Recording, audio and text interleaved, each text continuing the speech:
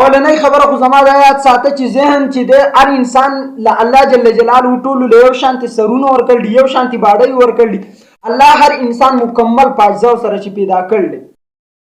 زه د دې یو مثال تا ته در کوم. یو ملګری په کلاس کې هغه په ذهن کې ټیټ یو ملګری هغه کمزور دی. د دې اصل وجوهات څه دي؟ اصل وجه د دې دا ده چې یو موټر سایکل دی، هر موټر سایکل په 100 سپیډ کې مثلا چلیږي، یو کس په 10 سپیډ کې چلی او بل په 80 سپیډ کې چلی. فرق صرف د دې چې دی په 10 سپیډ کې چلی او هغه په 80 کې چلی یا هغه په 100 کې چلی. هغه کوشش کوي نو په 100 کې چلولی شي، دی کوشش نه کوي نو دی په 10 سپیډ کې چلی.